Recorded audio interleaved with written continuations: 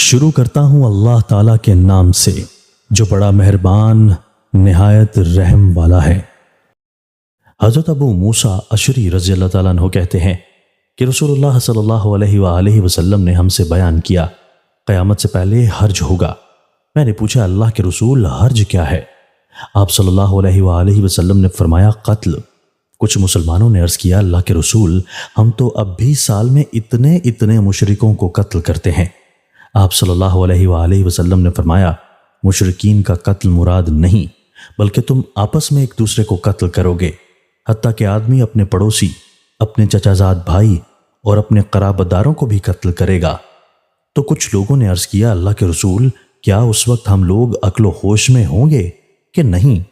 آپ صلی اللہ علیہ وآلہ وسلم نے فرمایا نہیں، بلکہ اس زمانہ کے اکثر لوگوں کی عقلیں سلب کر لی جائیں گی اور ان کی جگہ ایسے کمتر لوگ لے لیں گے جن کے پاس عقلیں نہیں ہوں گی۔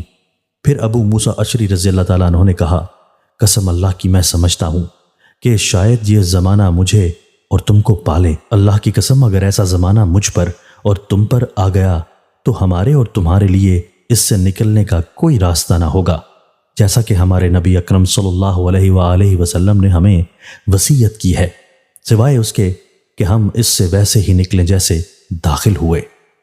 حضرت سفیان بن عبداللہ ثقفی رضی اللہ تعالیٰ عنہ کہتے ہیں کہ میں نے عرض کیا اللہ کے رسول آپ مجھے کوئی ایسی بات بتائیے جس کو میں مضبوطی سے تھام لوں۔ آپ صلی اللہ علیہ وآلہ وسلم نے فرمایا کہو اللہ میرا رب معبود برحق ہے اور پھر اس پر قائم رہو۔ میں نے عرض کیا اللہ کے رسول آپ کو ہم پر کس بات کا زیادہ ڈر ہے؟ تو رسول اللہ صلی اللہ علیہ وآلہ وسلم نے اپنی زبان پکڑی اور فرمایا اس کا۔ حضرت ابو ہریرہ رضی اللہ تعالیٰ عنہ کہتے ہیں کہ رسول اللہ صلی اللہ علیہ وآلہ وسلم نے فرمایا جو شخص اللہ اور یوم آخرت پر ایمان رکھتا ہو اسے چاہیے کہ وہ اچھی بات کہے یا خاموش رہے۔ دوستو اللہ تعالیٰ ہمیں ان احادیث مبارکہ پر عمل کرنے اور اپنی زندگیوں کو سنوارنے کی توفیق عطا فرمائے۔